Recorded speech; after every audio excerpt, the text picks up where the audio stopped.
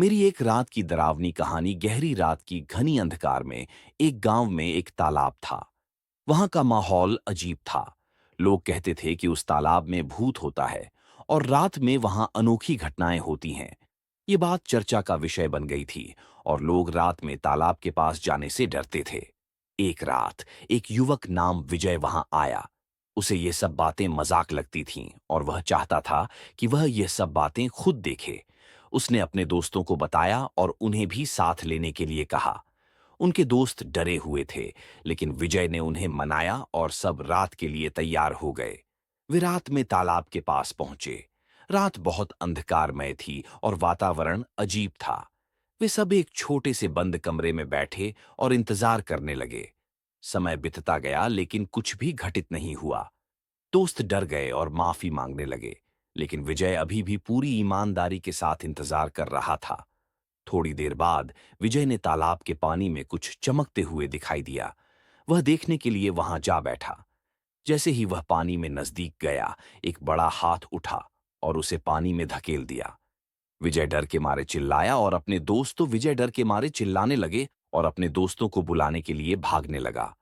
उसने तालाब के पास खूब दौड़ते हुए अपने दोस्तों को पकड़ा और वे सब एक सुरक्षित जगह में छिप गए। वे सब डर के मारे हालात समझ नहीं पा रहे थे। उन्होंने तालाब के बारे में जानकारी इंटरनेट पर ढूंढी और वहां की गतिविधियों के बारे में पढ़ा। उन्होंने जाना कि तालाब का नाम भूतिया तालाब है और वहां के भूत रात में अपने आप ही जगह बदल लेते हैं। विजय और उसके दोस्तों को डर लगा कि शायद उन्होंने किसी भूत को प्रकट कर दिया होगा। वे खामोशी में छिपे रहे और अपने दोस्तों के साथ बातें नहीं करने लगे। उन्होंने सोचा कि वहां से जल्दी बाहर निकलेंगे और अपने घर वापस चले जाएंगे। धीरे धीरे रात बीतती गई और बड़ी ही खौफनाक आवाजें आने लगीं। विजय और उसके दोस्त डर के मारे हो रहे थे। अचानक एक भूत उनके पास आया और उनसे बोला, तुम्हारा जीवन खतरे में है, इस तालाब से जल्दी बाहर निकलो। उस भूत ने उन्हें तालाब की सच्चाई के बारे में बताया। यह तालाब पहले एक गांव था, जहां एक राजा और रानी रहते थे। एक दिन राजा की रानी ने तालाब में नहाने का इरादा किया, लेकिन किसी कारणवश उनकी मृत्यु हो गई। रानी की मृत्यु के बाद उसकी आत्मा उस तालाब में बस गई और राजा भी उसी तालाब के किनारे अपनी मृत्यु की आशंका से जूझ रहा था। उस भूत ने विजय और उसके दोस्तों को बताया कि यदि वे रात में तालाब की पास रहेंगे तो भूत उन्हें नुकसान पहुंचा सकते हैं।